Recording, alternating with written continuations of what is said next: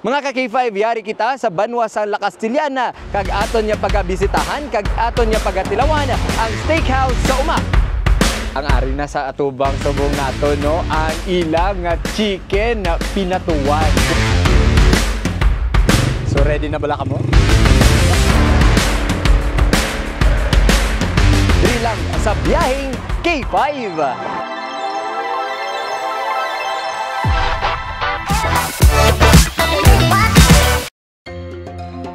Ang steakhouse sa Uma, mga ka-K5, ang yara lamang sa 15 minutos gikan sa proper San La Castillana.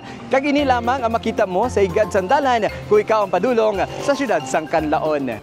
Ang steakhouse sa Uma ang mayara sa Kalaparon nga 1,500 square meters.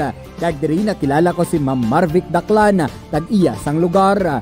Ang nga aging pangalan nyo is steakhouse sa Uma. Sang bago namon acquire ang place, ang amon tawag mapuli ta sa Uma. Malakat sa Uma. Kay ti sa Bacolod base kami. So what happened is, sang nagpaminsar ko nga manegosyo kami, we have to think of a unique name, something different. So naka-decide kami nga we are going to sell steak. Basically, ang amon main gidya nga dish is steak. So that's why nakakam up kami sa The Steakhouse sa Uma or sa Uma Steakhouse. So ano yung tema, di ba? Ang theme namon, kung tanawon mo native, ang feel mo bala akdid sa Uma. We opted for duwa lang mong makahoy ka o kung mabambu ka.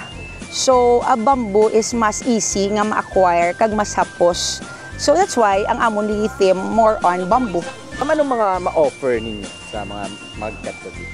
Basically, we have steak nga very affordable.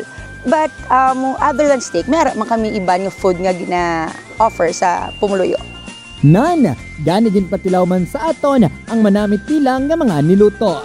Tag, nakatilaw ka na bala sang manok nga ginpatuwad?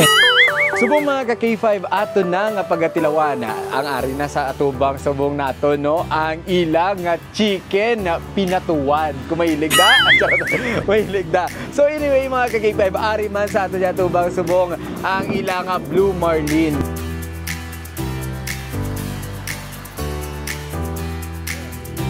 Dilawan nato ng Blue Marlin.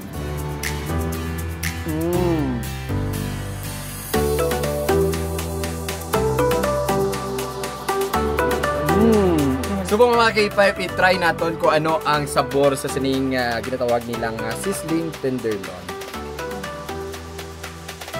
Sige, ang takay ng init.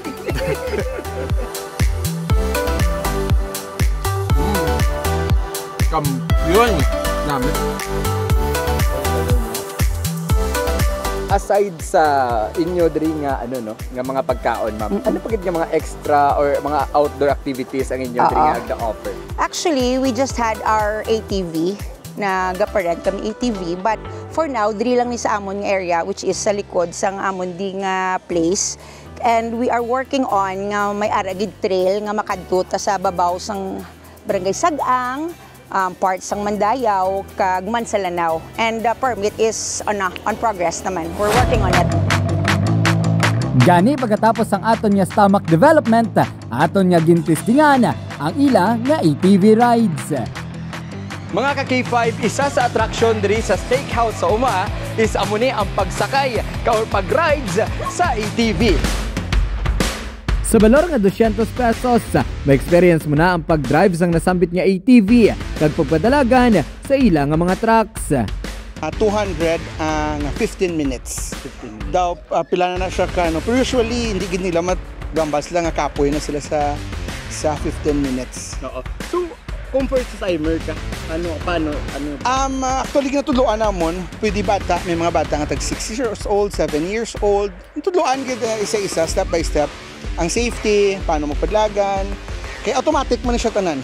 Okay. So ang ilang mga gears? Actually provide kami helmet, knee pads, kag elbow pads.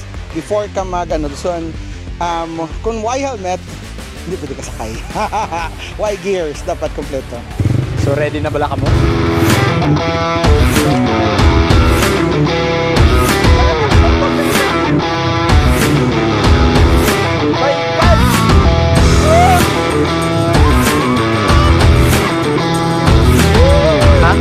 Sa balor nga 200, drini mo matisingan ko nervyoso ka, orte!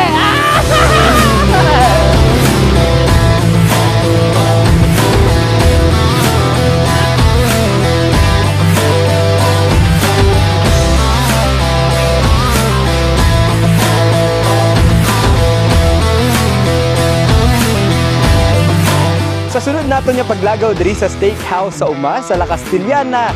Hindi lamang manamit niya steak ang aton niya matilawan, kag puno pa sang kampyon nga adventure ang aton niya ma-eksperyensya. Para sa biyaheng K5, ako si K5 Jerry Lou Mungkal na Luis. Para sa kampyon niya balita, serbisyo publiko, kag kalingawan sa Negros, K5 News FM.